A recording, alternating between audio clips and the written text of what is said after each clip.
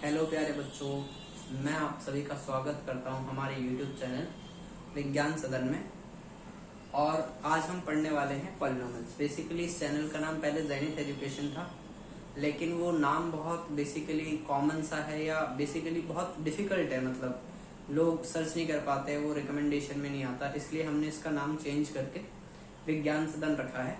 ठीक है, तो यही बेसिकली पुरानी कहानी है। अब जितना कुछ चल रहा था उसके हिसाब से जो हम लास्ट जो सीरीज चला रखी थी हमने, उसमें हम कर रहे थे चैप्टर नंबर 3 क्लास 10th का pair of linear equation in 2 variable, जो कि खत्म हो चुका है। और पॉलिनोमियल्स का भी एक लेक्चर आ चुका है, ये सेकेंड लेक्चर है। तो पहले लेक्चर में मैंने इंट्रोडक्शन के बारे में बात कर लिया था चैप्टर का। अभी तक जो हमारी क्लासेस होती थी वो बेसिकली पेन टैब पे होती थी, तो अब हम फिजिकल मोड में बेसिकली है तो ऑनलाइन ही, लेकिन खुद सामने कैमरे पे आके पढ़ाना चाह रहे हैं। तो स्टार्ट करते हैं बेसिकली पॉलिनोमियल। ठीक है, ये बेसिकली क्लास 10th का चैप्टर है, मैथ्स का चैप्टर है पॉलिनोमियल्स। अब ये क्या होता है क्या नहीं होता, इसके बारे में हम जानना चाह रहे हैं। तो पॉलिनोमियल्स क्या होता है, इसके बारे में क्या क्या चीजें होती है, क्वाड्रेटिक इक्वेशन क्या होती है, क्यूबिक इक्वेशन क्या होती है, ये सब हम पढ़ चुके हैं। अब हम थोड़ा सा आगे बढ़ रहे हैं। अब हम थोड़ी सी ग्राफ के बारे में चर्चा करना चाह रहे हैं। अब मैं अगर ग्राफ की बात करूं तो पहले हमारे दिमाग में क्या आता है ग्राफ सुनते ही? ये आता है, ये एक्स एक्सिस और ये वाई एक्सिस। अब जो हमारी पॉलिनोमियल होती है वो किसी एक वेरिएबल में होती है, या तो एक्स में होगी या वाई में होगी या टी में होगी या किसी में होगी। हम बचपन से पढ़ते आ रहे हैं। कभी कभी इक्वेशन जैसे कि कभी कभी हमें इक्वेशन ऐसे देखने को मिलती है, ax square plus b x plus c. कभी ऐसे देखने को मिलती है a y cube plus b y square plus c y plus b, ऐसे भी देखने को मिल जाती है। मतलब अलग अलग तरीके से हमें इक्वेशन देखने को मिल सकती है। अब अगर अलग अलग इक्वेशन हो सकती है, तो अगर ध्यान से हम इस इक्वेशन को देखें तो हमें पता चलेगा कि ये इक्वेशन सिर्फ x के लिए है, मतलब वेरिएबल इसमें जो है वो x है। इस वाली इक्वेशन में y वेरिएबल। उसी तरह अगर मैं कहूं कि मैं ये इक्वेशन कंसीडर करना चाहता हूं, तो क्योंकि एक पॉलिनोमियल है तो इसे हम क्या कहते हैं, px कहते हैं, राइट। तो px हमने बोल दिया, वेरी गुड। अगर हमें इस इक्वेशन के बारे में बोलना है तो हम इसे क्या कह सकते हैं, py कह सकते हैं। तो अब ये px भी किसी के इक्वल होगी या py भी किसी के इक्वल होगी, तो कैसे होगी?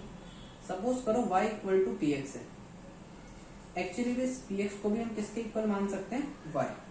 तो इसी तरीके से इक्वेशन आपको डिफाइन मिलेगी क्वेश्चन के अंदर। अब जैसे y इक्वल टू px हमारी इक्वेशन है, इसका मतलब इसमें वेरिएबल x है। और हमने लास्ट क्लास में जो बात कर ली थी वो जीरोस पे कर ली थी, लेकिन मैं थोड़ी सी और बात कर लेता हूँ। जैसे ये x है, यहाँ भी x है, ठीक है। तो यहाँ से हमें वैल्यू ऑफ x निकालनी होती है। क्या निकालनी होती है? Value of x।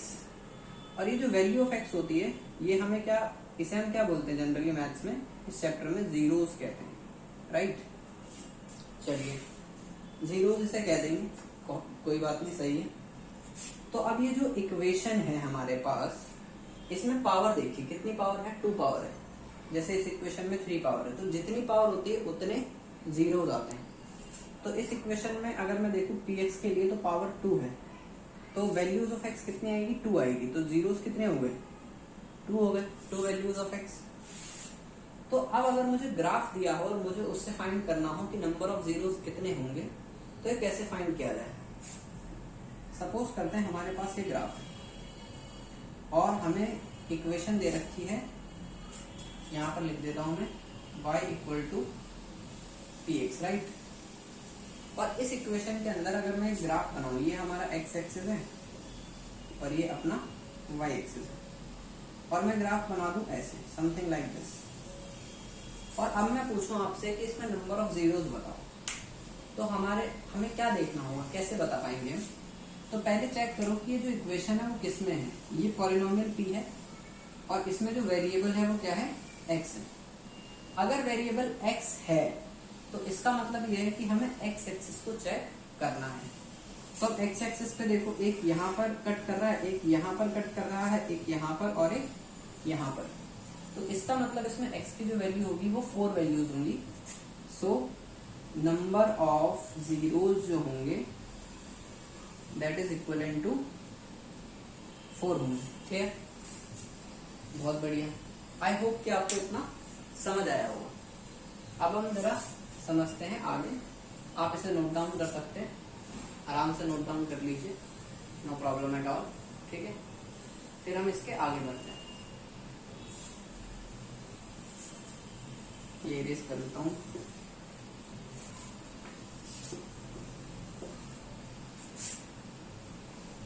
अब जरा हम आते हैं एक्सरसाइज नंबर 2.1 पर। आई होप आपको टॉपिक समझ आया होगा। तो उस जो एक्सरसाइज नंबर 2.1 है उसमें हमें ऐसा बोला गया है कि हम आपको ग्राफ बता रहे हैं, और जो ग्राफ बता रहे हैं वो ऐसा कुछ बता रहे हैं कि y इक्वल टू px है, राइट। अब हमें बताना है कि नंबर ऑफ जीरोस कितने होंगे जो भी इन लोगों ने ग्राफ हमें दे रखे हैं। जस्ट लाइक दिस, ये हमारे पास ग्राफ है और इसमें ऐसे एक लाइन ले ली। अब जो मैंने बताया था, अगर देखा जाए तो ये एक्स एक्सिस है अपनी और ये अपनी वाई एक्सिस, राइट। अब इसमें चेक करो, ये जो लाइन है ये वाली, ये लाइन किसको चेक करना होता है हमें चेक करना होता है अगर वेरिएबल, देखो पहले पॉलिनोमियल है उसमें वेरिएबल x है तो हमें x एक्सिस को चेक करना है। ये वाली जो लाइन है वो x एक्सिस को कितनी जगह कट कर रही है, एक भी जगह नहीं कर रही। इट मीन्स इस पर्टिकुलर क्वेश्चन में ये जो फर्स्ट पार्ट है इसके अंदर नंबर ऑफ जीरोस कितने आ जाएंगे, 0 आ जाएंगे, राइट। चलिए सेकंड देखते हैं केस। सेकंड केस हमारे पास है समथिंग लाइक दिस, ऐसा। आई थिंक सो ऐसा नहीं है,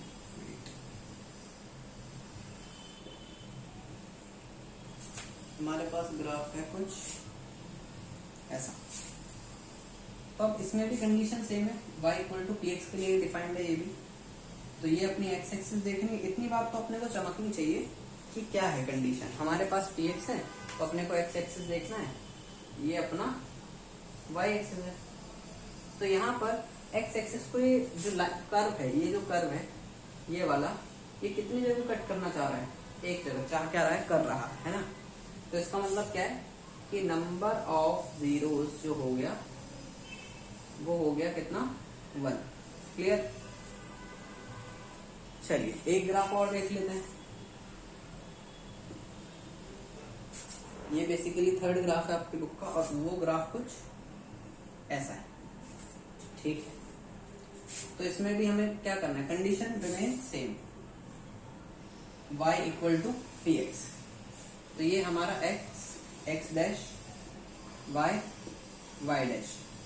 तो इसके अंदर जरा चेक करो ये जो कर्व बन रहा है ये कितनी जगह कट कर रहा है। तो एक जगह यहाँ कट कर रहा है, एक जगह यहाँ कट कर रहा है और एक जगह यहाँ कट कर रहा है, मतलब 3 जगह कट कर रहा है, right. So number of zeros कितना आ गया, 3। क्लियर है। तो अब देखते हैं जरा थोड़ी सी कंडीशन चेंज करके। इतनी बात तो अपन ने समझ ली, लेकिन जरूरी थोड़ी क्वेश्चन एग्जाम में सेम आएगा। वैसे तो ये टॉपिक बहुत ज्यादा इंपॉर्टेंट नहीं है, लेकिन फॉर अंडरस्टैंडिंग हमें पता होना चाहिए कि क्या क्या चीजें इसमें होती है। अब जरा कंडीशन करते हैं चेंज। इसे मैं कर देता हूं सब कुछ इरेज, और अब बढ़ते हैं थोड़ा सा आगे।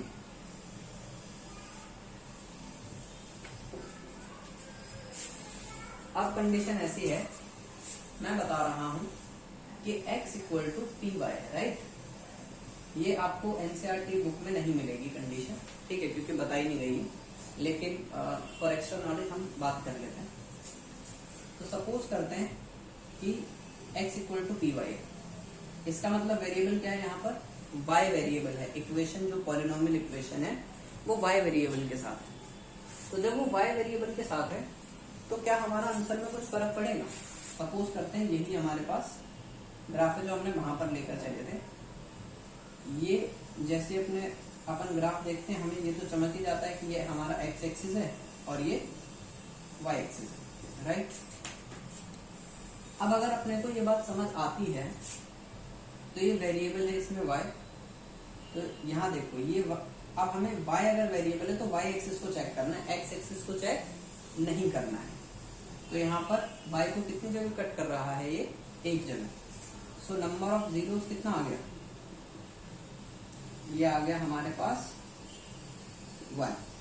क्लियर। और वहीं देखना सेम टाइम पे जो अभी हमने लास्ट बात करी थी उसके अंदर सेम ग्राफ था, लेकिन नंबर ऑफ जीरोस कितने थे, 0, क्योंकि वो जो इक्वेशन थी वो डिफरेंट थी। लेकिन यहाँ इक्वेशन डिफरेंट है, केस डिफरेंट है। अब जरा सेकंड कंडीशन की बात कर लेते हैं, एक और ग्राफ ले लेते हैं।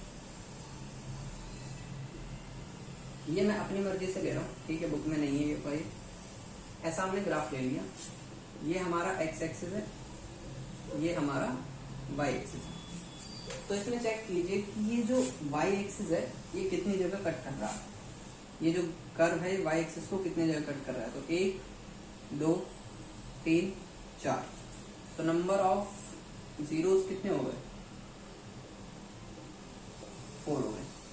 तो आई होप आपको दोनों ही कंडीशन के साथ, अगर x equal to P Y हो और y equal to P X हो, दोनों ही कंडीशंस के लिए आप समझ पाए हैं कि नंबर ऑफ जीरोस कैसे बताने हैं। जो भी आज बताया गया है इस लेक्चर में उसके हिसाब से हम एक्सरसाइज नंबर 2.1 कंप्लीट कर लेंगे। छोटी सी एक्सरसाइज है, 6 पार्ट्स है, टाइम पास की एक्सरसाइज है। अगर 5 मिनट भी बैठोगे तो सॉल्व कर लोगे, अगर ये चीज समझ आती है तो, ठीक है।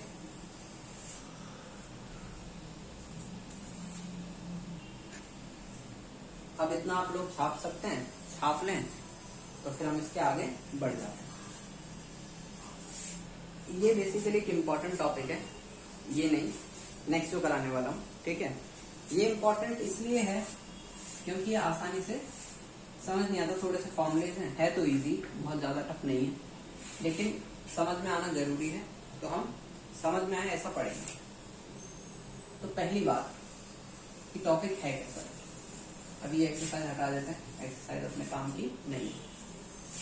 तो पहली बात तो हम बात करने वाले हैं क्वाड्रेटिक इक्वेशन की। अब क्वाड्रेटिक इक्वेशन क्या होती है सर, ये तो हमें पता ही नहीं, ये तो आता ही नहीं। कोई बात नहीं, काफी बच्चों को पता होगी, लेकिन जिनको नहीं पता उनके लिए बात कर लेते हैं। एक्स स्क्वायर, और जिनको पता भी है उनके लिए भी बात कर लेते हैं क्योंकि और स्ट्रांग हो जाएगी। तो a x square plus b x plus c, ये हमारी क्वाड्रेटिक इक्वेशन है। इक्वेशंस के बारे में पढ़ना है तो आप लास्ट लेक्चर अटेंड कर सकते हैं, उसमें मैंने बताया होगा। यहाँ मैक्सिमम पावर 2 है, इसीलिए इसे क्वाड्रेटिक इक्वेशन कहते हैं, ठीक है। अब देखिए, जब इक्वेशन हम देखते हैं तो यहाँ से हम ए, बी और सी बता सकते हैं। ये जो ए, बी और सी है इनको हम बोलते हैं कोफिशिएंट्स, ठीक है, कोई बात नहीं, कोफिशिएंट बोल देंगे। अब यहाँ पर जैसा कि आप देख पा रहे हैं पावर 2 है, तो यहाँ पर जीरोस निकलेंगे। अब जीरोस क्या होते हैं सर, जीरोस होते हैं वैल्यूज ऑफ एक्स। कितनी वैल्यू निकलने वाली है इस इक्वेशन में, पावर है 2, तो नंबर ऑफ जीरोस भी होंगे 2। तो जीरोस एक होगा अल्फा और एक होगा बीटा इस केस के लिए।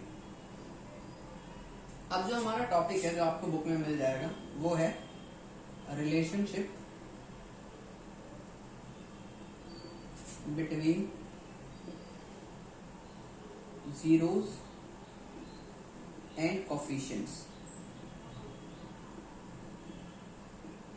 और इस बात का ध्यान रखना कि मैं ये जो बात कर रहा हूँ ये क्वाड्रेटिक इक्वेशन के लिए सिर्फ बात कर रहा हूँ।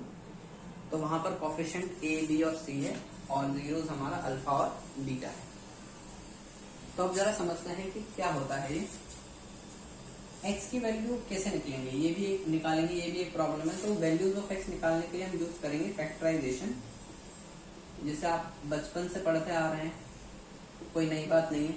इसे आपने मिडिल टर्म स्प्लिटिंग के नाम से भी पढ़ा होगा, याद आ रहा है, याद आ रहा है।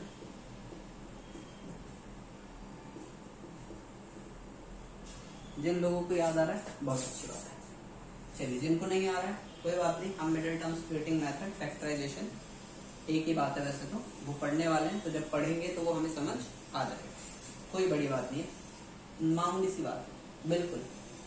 चलिए तो अब है हमारे पास पहला रिलेशनशिप, उसे हम कहते हैं सम ऑफ जीरोस। अब ये क्या आता है, हम a b c बता सकते हैं, हम वैल्यूज ऑफ x बता सकते हैं by the help of factorisation और मिडिल टर्म स्प्लिटिंग मेथड। और जो जीरोस आएंगे, जो x की वैल्यू आएगी वो अल्फा होगी या बीटा होगी। तो यहाँ पर पहली जो हमारे पास रिलेशनशिप आता है, पहला जो रिलेशनशिप आता है वो है सम ऑफ जीरोस। इसका मतलब होता है alpha plus beta some of zeros. तो जीरोस क्या थे, अल्फा और बीटा थे, उनका सम इक्वल होता है माइनस बी अपॉन ए के। इसे आपकी बुक वाले ऐसा भी लिखते हैं कि माइनस बी, बी क्या है, coefficient of x, coefficient of x, और अपॉन ए है तो कोफिशिएंट ऑफ एक्स स्क्वायर, किसके साथ लिखा है, ए, एक्स स्क्वायर के साथ। तो इसे हम coefficient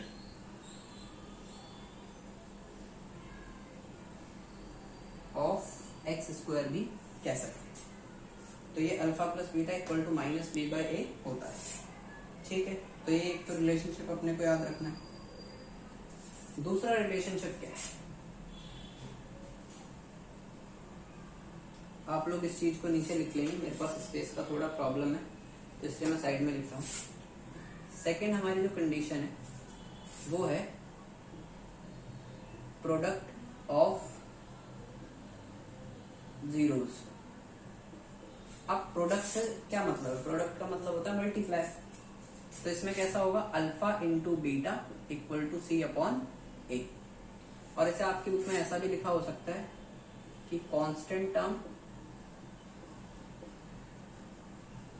upon coefficient of x square, एक ही बात है, ठीक है। क्यों लिखा है, क्योंकि ये सी को कांस्टेंट बोलते हैं और ये जो हमारे पास ए है ये एक्स स्क्वायर का कोफिशिएंट है, सिंपल। तो अपने को ये दूसरा फॉर्मूला याद रखना होगा, ठीक है सर, रख लेंगे, कौन सी बड़ी बात है। कई बार हमें इक्वेशन बताने के लिए आता है, मतलब हमें क्या होता है, हमें गिवन होता है क्वाड्रेटिक इक्वेशन बताने के लिए आता है, पूछता है मतलब बताओ कि क्वाड्रेटिक इक्वेशन क्या होगी। अगर हमें पता होता है सम ऑफ जीरोस, मतलब ये हमें गिवन होता है, और प्रोडक्ट ऑफ जीरोस ये भी अपने को गिवन होता है। तो जो क्वाड्रेटिक इक्वेशन होती है वो क्या होती है, वो होती है x square minus sum of zeros into x plus product of zeros, ठीक है। तो ये चीजें हमें इस एक्सरसाइज में पढ़नी है। आप इसका एक स्क्रीनशॉट ले सकते हैं तो सारी चीजें आपके पास एक साथ आ जाएंगी, ठीक है। बाकी हम अब इसके आगे डिस्कशन करेंगे, एक क्वेश्चन करेंगे, ठीक है। फिर मैं आप लोगों को क्वेश्चन दूंगा कुछ करने के लिए, वो आप करके लाएंगे नेक्स्ट क्लास में, ठीक है। सो इसको और सिंप्लीफाइड वे में लिखना है तो एक और तरीका है सिंप्लीफाइड वे में लिखने का, ये आई होप आपने लिख लिया होगा, ठीक है। तो मैं ये इरेज कर रहा हूं, ये मिटा देते हैं।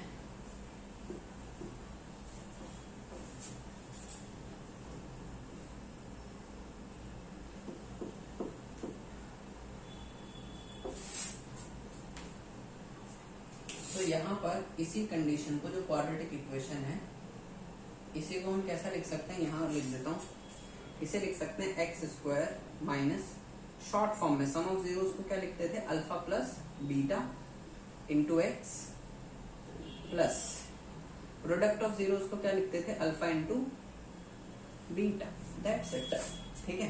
तो ये हमारी क्वाड्रेटिक इक्वेशन है। तो ये भी आप लिख सकते हैं, ये भी यही टॉपिक है, कंटिन्यूएशन में इसके आगे है। तो आप चाहे ये फॉर्मूला याद रख लें या अल्फा बीटा में याद नहीं रखना है तो वर्ड्स में याद रख ले, तो ऐसा रख सकते हैं। ठीक है, कोई बड़ी बात इसमें नहीं। तो इतनी बात आपको समझ आ गई होगी। अब हम इसके ऊपर कुछ क्वेश्चंस ट्राई कर सकते हैं।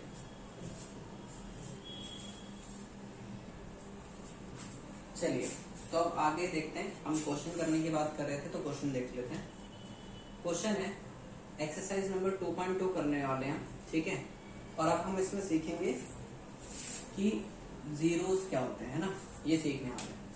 तो क्वेश्चन है find the zeros of the quadratic polynomial and verify the relationship between the zeros and the coefficients.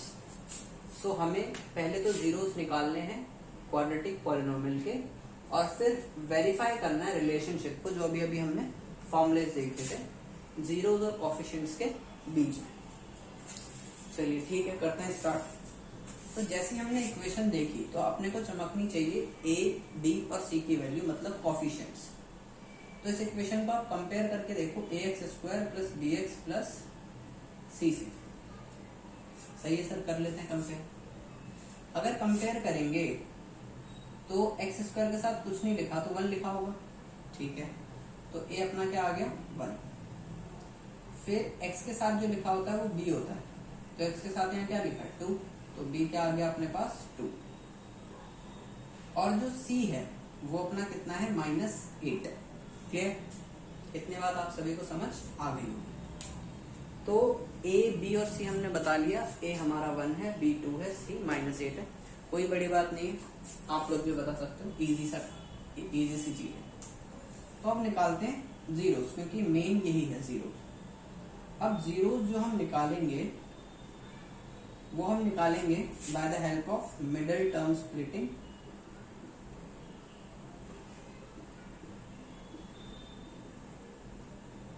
और यू कैन से फैक्टराइजेशन, ठीक है। तो दोनों ही एक ही चीज है। तो जिनको पहले मिडिल टर्म स्प्लिटिंग मेथड नहीं आता था या फैक्टराइजेशन नहीं आता था, आज के लेक्चर के बाद आ जाएगा। तो होता क्या है, इक्वेशन देख लेते हैं पहले। X square minus 2x minus 8 है हमारे पास इक्वेशन। तो सबसे पहले तो हमें इसे इक्वल टू 0 रखना पड़ेगा, तभी जीरो आ पाएंगे। अब होगा क्या इसमें, सबसे पहले चेक करो कि इस इक्वेशन का ऑर्डर ठीक है या नहीं है। ऑर्डर ठीक होने का मतलब सबसे पहले पावर 2, फिर x की पावर 1, क्योंकि पावर कुछ नहीं है तो 1 होगी, और फिर x नहीं होना चाहिए। क्लियर, मतलब ये इस फॉर्म में होनी चाहिए। अब हमें क्या करना है, इस एक्स स्क्वायर को -8 से मल्टीप्लाई करा देना है। ठीक है, करा देंगे, कौन सी बड़ी बात है। तो मैं थोड़ी सी रफ कैलकुलेशन कर रहा हूं इस तरह। सो यहाँ पर एक्स स्क्वायर को मैंने मल्टीप्लाई कराया -8 से, तो क्या आएगा, एक्स स्क्वायर इंटू -8 आ जाएगा -8x स्क्वायर। अब हमें क्या करना है, अब हमें दो वैल्यूज चाहिए जिनको मल्टीप्लाई कराने पर कितना आ जाए -8, और उन्हीं वैल्यू को प्लस या माइनस करने पर कितना आ जाए। ये जो मिडिल टर्म थी, मिडिल टर्म कितनी थी हमारे पास, मिडिल टर्म थी -2x, तो ये आ जानी चाहिए -2x। क्लियर, तो अब जरा सोच के देखते हैं ऐसी कौन सी वैल्यू हो सकती है। तो 8 के फैक्टर अगर हम देखें तो 4 2 8 होता है, या 8 1 8 होता है ना। तो अगर मैं 8 को देख रहा हूं तो 4 इंटू 2 लिख सकता हूँ, सही है। तो अब जरा कंडीशन भी लगा के देखो, 4 मल्टीप्लाई 2 करने से 8 तो आ जाएगा, लेकिन मुझे क्या चाहिए, -8 चाहिए। साइन भी बहुत ध्यान से देखना है। तो हमें पता है कि 4 इंटू 2 8 हो जाता है। तो अगर मान लो मैं 4 में से 2 माइनस करूं तो क्या 2 आता है, यस सर आता है, कौन सी बड़ी बात है, इतना तो हमें आते ही, बढ़िया। 4 - 2 = 2। लेकिन हमें क्या चाहिए यहाँ -2। तो इसका मतलब अगर मैं, आपको पता होगा जब हम प्लस माइनस करते हैं तो जो बड़ी वैल्यू होती है, जैसे ऑपरेशन तो प्लस माइनस माइनस ही होता है, लेकिन साइन बड़ी वैल्यू का आता है, इसीलिए यहाँ पर 2 आया, क्योंकि 4 के आगे साइन प्लस का था। अगर सपोज करें मैं यहां पर ले लूं -4 और +2, तो क्या होगा, माइनस प्लस माइनस होगा, 4 में से 2 गया तो 2 बचेगा, लेकिन साइन किसका आएगा, बड़ी वैल्यू को। सही है सर, ये तो चमक गया अपने को, -2 आ गया, यही चाहिए, ठीक है। उसके बाद हमारे पास जरा चेक करो, हमें -4 इंटू 2 करने पर कितना चाहिए, -8 भी चाहिए। -8 भी आ रहा है सर, कौन सी बड़ी बात है, आगे -8 सही कर रहे हैं अपन, ठीक है। तो हमें क्या करना है, -4 के साथ भी x ले लेना है और 2 के साथ भी x ले लेना है, ताकि जब हम उन्हें मल्टीप्लाई करें तो हमारे पास -8 और x इंटू x स्क्वायर आ जाए। क्लियर। दूसरी बात, अगर हम -4x में प्लस करेंगे 2x तो कितना आ जाएगा, माइनस का 2x भी आ जाएगा, कोई बड़ी बात नहीं है, ठीक है। तो अब हम इसे स्प्लिट करके लिख सकते हैं,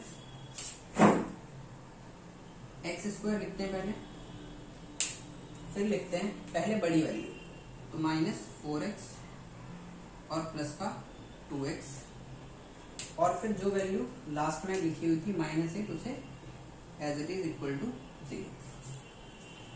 अब देखिए यहाँ x की पावर 2 है, यहाँ 4x है, क्या दोनों जगह x आ रहा है, यस सर आ रहा है, तो x कॉमन ले लेते हैं, तो क्या बचेगा यहाँ से x माइनस, जब x यहाँ से हट गया तो क्या बचेगा 4, कॉमन चला गया ना x, तो क्या बचेगा 4 बचेगा, यहाँ पावर 2 थी, एक x बाहर चला गया तो एक x बचा, फिर प्लस 2 कॉमन ले सकते हैं।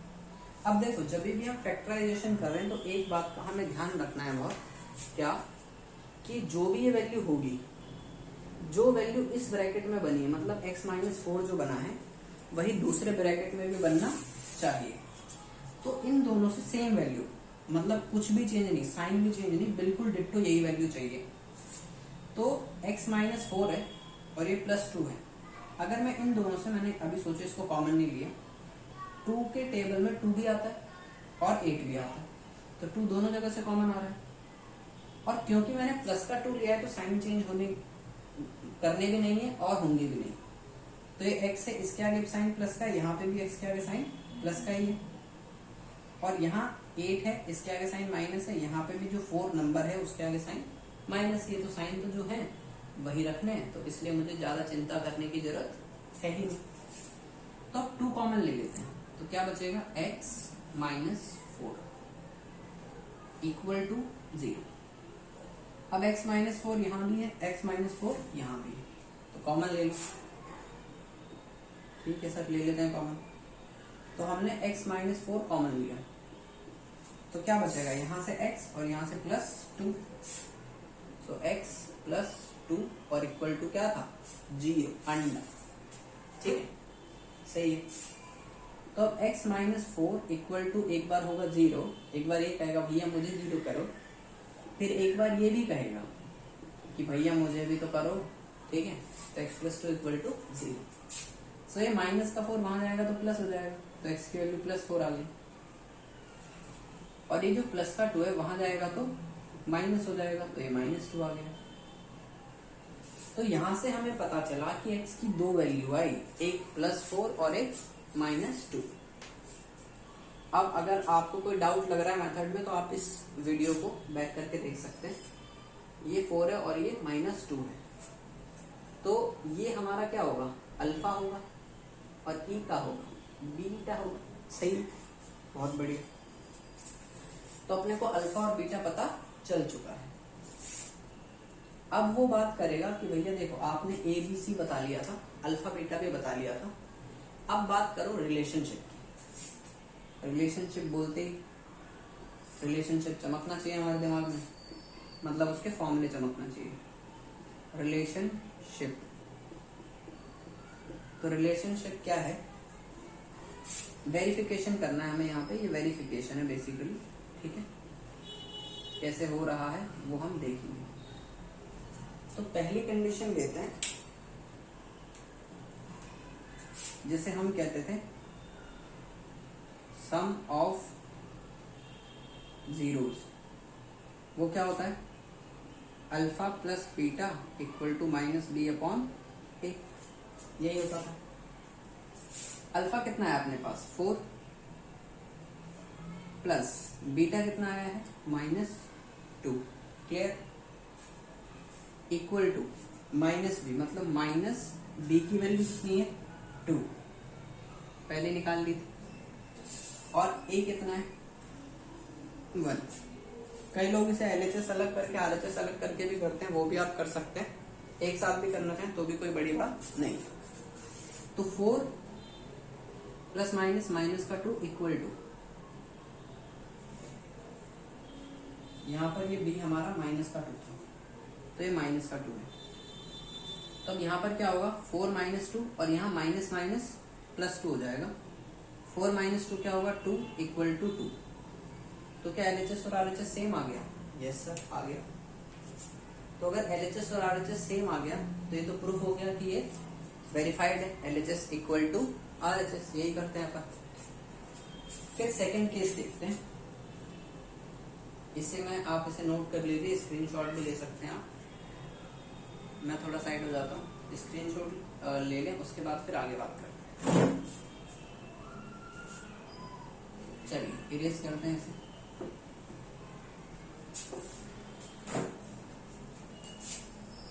सेकेंड केस है प्रोडक्ट ऑफ जीरोस। वो क्या होता है? Alpha into beta equal to c upon a. तो यहां पर अल्फा कितना था? अल्फा था 4, बीटा कितना था -2, सी कितना था? वहां पे आप जो लास्ट जो स्लाइड थी या लास्ट आप देखते हैं जहां पे आपने स्क्रीनशॉट लिया हुआ है, लिखा होगा, तो उसमें सी की वैल्यू अगर हम देखें तो वो थी -8 और ए था 1। तो 4 2 सा -8 हो जाएगा, तो -8 इक्वल टू -8। क्या LHS और RHS यहाँ भी सेम आ रहा है? सो हेंस ऐसे हम लिखेंगे पहले कि LHS equal to RHS,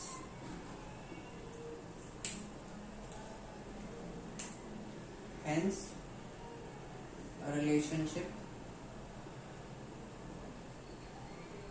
is verified। Clear है? तो इस तरीके से हम जीरोस फाइंड कर सकते हैं। फिर उन जीरोस का और कोफिशिएंट्स का यूज करके हम उसके बीच में रिलेशनशिप फाइंड कर सकते हैं। तो आई होप आपको ये मेथड समझ आया है और जो फॉर्मूलेज मैंने बताए हैं वो समझ आए हैं। इसमें जो क्वेश्चन नंबर 1 है उसका एक पार्ट हमने डिस्कस किया है, बाकी जो पार्ट्स है वो आप ट्राई करें। नेक्स्ट क्लास में जब हम आएंगे तो हम उनके आगे की चर्चा करेंगे, अदर्स जो पार्ट्स है वो सॉल्व करेंगे। ठीक है, सो आज के लिए टाटा सन्नाटा, bye bye, thanks for watching this video. अगली क्लास में मिलते हैं, बाय बाय।